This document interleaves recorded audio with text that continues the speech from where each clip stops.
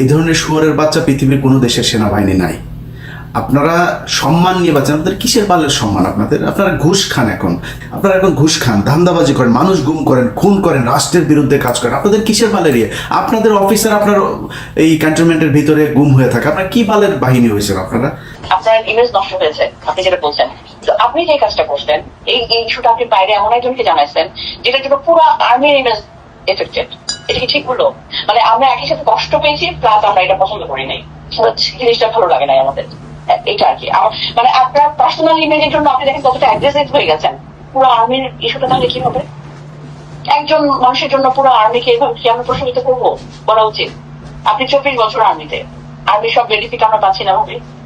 আমি তো আমরাও আর্মিকে দিচ্ছি, বাট এর চেয়ে আরো 10 গুণ আর্মি আমাদেরকে দিচ্ছে, সম্মান বলেন সবকিছু, সিকিউরিটি। ক্যান্টনমেন্টের মতো জায়গা বাংলাদেশের কোথাও আছে যে এতটা সিকিউরিটি? মানে এটাই বলছি যে আপনি আপনার নিজের সম্মানের জন্য আপনি এতটা অ্যাগ্রেসিভ হয়েছেন, আর আপনি এমন একজনকে জানাইছেন ইস্যুটা যে পুরো আর্মির সম্মান প্রশমিত। এই জিনিসটা আমরা কষ্ট পেয়েছি এবং আমাদের ভালো লাগে না, আমরা ভালোভাবে নিই না। এটা জাস্ট এই মেসেজটা, এইটাই বোঝাতে আসছিলাম।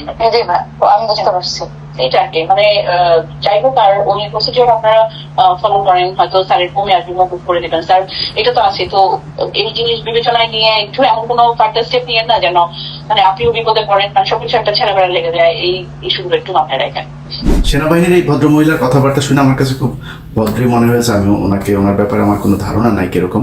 দেখেন আপা, আপনি এবং আপনাদের সেনাবাহিনীর লোকজনদেরকে বলি, আপনাদের এত ভালের সম্মান, আপনাদেরকে না মানুষ এখন দোচে না, একদমই পাবলিক দোচে না। আপনাদের মতো এরকম শুয়োরের বাচ্চা, এই ধরনের শুয়োরের বাচ্চা পৃথিবীর কোনো দেশের সেনাবাহিনী নাই। আপনারা সম্মান নিয়ে বাঁচেন, আপনাদের কিসের বালের সম্মান? আপনারা ঘুষ খান, ধান্দাবাজি করেন, রাষ্ট্রের টাকা মারেন। আপনারা বালাইসা ওইদিকে এই কি বলে নারায়ণগঞ্জে, রূপগঞ্জে, ওইদিকে সাভারে, এদিকে ঢাকার অর্ধেকটা আপনারা দখল করে এখানে বসে আছেন। আপনারা শুধু খাওয়া ধান্দাবাজি ছাড়া কোনো, আপনাদের এত টাকা পয়সা আসে কোত্থেকে? একজন বিশাল জমিদার হয়ে যায়, একজন কর্নেল, একজন মেজর, ব্রিগেডিয়ার, সব ধান্দাবাজি। আপনারা এখন আর খুব ভালো জায়গা শেপে নাই। আপনারা এখন ঘুষ খান, ধান্দাবাজি করেন, মানুষ গুম করেন, খুন করেন, রাষ্ট্রের বিরুদ্ধে কাজ করেন। আপনাদের কিসের বালের ইয়ে? আপনাদের অফিসার আপনার এই ক্যান্টনমেন্টের ভিতরে গুম হয়ে থাকে। আপনার কি বালের বাহিনী হয়েছিল? আপনাদের দোচে নাকি মানুষ এখন? দোচে আপনারা? কেউ দোচে না আপনাদেরকে। এত সম্মানিত কোনো কিছু ভালো হয়ে যান নাই, যা আপনাদের সম্মানহানি হয়ে যাচ্ছে এটা দিয়ে। সম্মানহানি ও যখন একজন আপনার এই মহিলা, মানে বাইরের কেউ, আরেক দেশের কেউ, এই মহিলা তো আপনার মেজরের স্ত্রী। আপনার মেজরের স্ত্রী, আপনি সেনাবাহিনী তাকে ওন করেন না? আপনি কি করেছেন? এই যে গত 2-3টা মাস মহিলা ঘুরেছে আপনাদের পিছনে, আপনারা তার অ্যাপ্লিকেশনটা পর্যন্ত নিতে করেন নাই, অ্যাকসেপ্ট করেন নাই। সেনাপ্রধানের সাথে দেখা করতে চেয়েছে, আপনারা দেখা করতে দেন নাই, কারণ ওই ব্যক্তি আপনাদের লোক। আর যদি আপনি সম্মানের কথা চিন্তা করেন, আশা এতদিন ধরে চাকরিতে আসে কিভাবে? জানেন তো, বিষয়গুলো তো ভেতরে আপনারা জানাজানি করেছেনই অলরেডি। জানার পরে সে চাকরিতে আসে কিভাবে? তার বন্ধু শামস, ওইদিকে ডিজিএফআইতে আছে জাহাঙ্গীর, তারপরে আরো মহিলা কয়েকজনের নাম বলেছে। এগুলো কিভাবে আছে আপনার এখানে? এদেরকে তো সরাইতে হবে। এদেরকে যদি না সরে আপনি সেনাবাহিনীর সম্মান নিতে চান, আপনারা এক বালা আনছেন ওই বিডিআরের উপরে সব দোষ দিয়া আপনারা আর্মির সম্মান খোঁজেন। বিডিআররা আপনারা মারছে নাকি? পিছন দিয়ে মারছে বিডিআররা আপনাদেরকে? সেনাবাহিনীরা মারছে পিছন দিয়া? বিডিআর আপনারা করেন নাই, আকাম কুকাম আপনারা করেন নাই? বিডিআরের টাকা পয়সা, ওদের ডাল ভাতের টাকা পর্যন্ত মারছে ফকিন্নির বাচ্চারা কোথাকার। তোরা কিসের সোভার ক্লাস রে? কিসের সুপিরিয়র তোরা? ফকিন্নি তোরা। দেশের চাল ডাল পর্যন্ত, পাবলিকের চাল ডালের টাকা বিডিআরের এই সৈনিকরা, গরিব মানুষেরা এগুলি করছে, তাদের 100 টাকা 200 টাকা পর্যন্ত তোরা মেরে দিছিস। ফকিন্নির বাচ্চারা আসছে না ভাব মারাইতে, তোর সেই ইয়েটাও তো নাই। বিডিআরের সমান সম্মানও তোর নাই। তুই আসিস এই জায়গায় ভাব মারায়, তোর সম্মান মারাইতে আসিস। কিসের সম্মান? তো তোরা ভোট চুরি করিস। ভোট চুরির সাথে জড়িত তোদের সেনাবাহিনী। সারা দেশে এখন যত অপকর্ম আকাম কুকাম হচ্ছে সব তোরা করাচ্ছিস। বিএনপির যেই শ্রেণীটা চাঁদাবাজ, সেই শ্রেণীটাকে তোরা সব জায়গায় শেল্টার দিচ্ছিস। আর ভালো যারা বিএনপির ভালো নেতা, ত্যাগী নেতা যারা আছে, তাদেরকে তোরা বিরুদ্ধে কাজ করছিস, আর চাঁদাবাজদেরকে তোরা শেল্টার দিস। তোরা দেশে থাকা অবস্থা তোরা ম্যাজিস্ট্রেসি পাওয়ার নিয়ে আসিস। দেশে চাঁদাবাজি হয় কেমনে? কে করে আমার জানার দরকার নাই। এনসিপি করে, বিএনপি করে, জামাত করে, আমার জানার দরকার নেই। কে করে, যে করে, তোর কেউ না করছে ধরতে তোরা ধরছিস না। আওয়ামী লীগের হত্যা মামলার আসামি ধরার আপনার দায়িত্ব দেয়নি। এক মেজর আমারই 2-3 দিন আগে বলছে যে ভাই আমাদেরকে এটার অর্ডার নাই, এটার ব্যাপারে আমাদের ইনস্ট্রাকশন দেওয়া আছে যে আওয়ামী লীগ হত্যা মামলা ওইটা আমাদের কাজ না। আমরা এখন দেশে আমাদেরকে পাঠিয়েছে এখনকার আইন শৃঙ্খলা। তোমরা আইন শৃঙ্খলা করতে গেলে আওয়ামী লীগের লোকজনের ধরা যাবে না, এটা লেখা আছে না?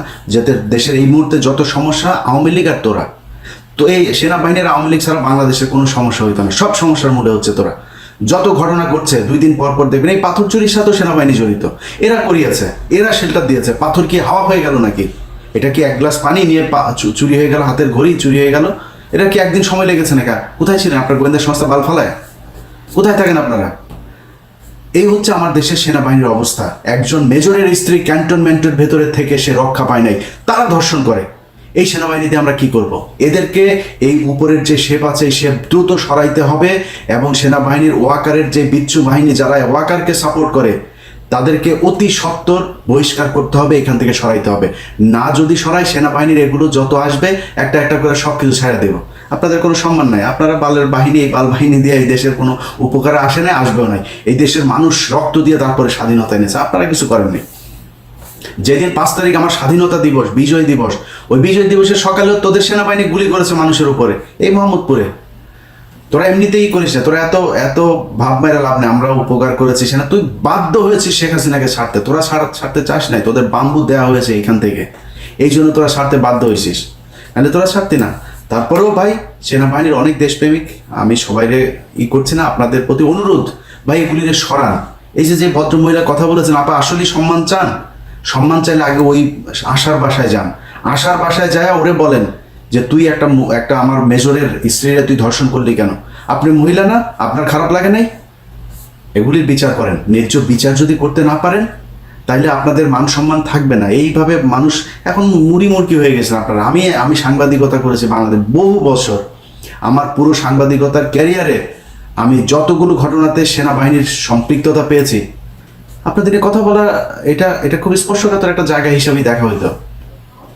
আপনাদের নিয়ে আমরা কোনো বাজে কথা, বিচ্ছিন্নভাবে কোনো কেউ যদি অপরাধের সাথে জড়াইও যেতেন, সেটা নিয়ে আমরা কোনো আলোচনায় আনি নাই। কিন্তু এখন সেই জায়গায় আপনারা নিজেদেরকে রাখেন নাই দেখে এখন আপনারা মুড়কি, আপনাদেরকে নিয়ে সব কথা বলা যাবে। আমরা এখনো বাইরে আছি, এটা মাথায় রেখেন। জাউরামি করবেন আর আপনাদেরকে কিছুই বলা যাবে না, জিনিসটা ওই জায়গাতে নাই। পুরা ঢাকা শহরে অর্ধেক নিয়ে আপনারা এখানে বউ পোলাপান নিয়ে বিশাল আরামে থাকবেন, খাবেন। ওইদিকে আবাসন প্রকল্প, ওইখানে আবাসন প্রকল্প, রাস্তাঘাটের টেন্ডার, ব্রিজ, কালভার্ট সব আপনারা করবেন, আর টাকা পয়সা খাবেন। তোর সেনাবাহিনীর পোলাপানের পেটে পাড়া দিলে ঘুষের টাকা, সুদের টাকা, এই দেশের মানুষের রক্তের টাকা, অবৈধ টাকা তোদের পেটে। তোদের অবস্থা এই দেশে কিছু কিছু পুলিশ অফিসার, আইনজীবী, কিছু কিছু লোকজনের যেরকম এই মানে ঢালাওভাবে যাদেরকে ঘুষখোর বলা হয় না, এদের পেটে যেরকম অবৈধ পয়দা হয়ে তারপরে বাপমার উপরে প্রতিশোধ নেয়, আমরা বিভিন্ন সময় দেখেছি। ওই যে এক মেয়েকে দেখেছিলাম, একজনের এক পুলিশ অফিসারের মেয়ে, সে ঐশী, মনে আছে না? তোদের ঘরে ওইরকম ঐশী পয়দা হবে। তোরা যা শুরু করেছিস ওইরকম পয়দা তোদের ঘরে হবে। তোরা পুলিশের চাইতেও জঘন্য, পুলিশে তোদের চাইতে অনেক ভালো মানুষ আছে যারা জীবন দিয়ে দিচ্ছে দেশটাকে আবার ঠিক করার জন্য, আর তোরা একমাত্র সংস্থা যারা কিনা দেশকে নষ্ট করার জন্য কাজ করছিস। অতএব আপনাদের কাছে অনুরোধ থাকবে, ভাই আসলে যদি দেশটার ভালো চান তাইলে দেশের মানুষের পাশে দাঁড়ান। এই চাউরামি এগুলি বন্ধ করে ভালো হইতে হবে, তাইলে গর্বে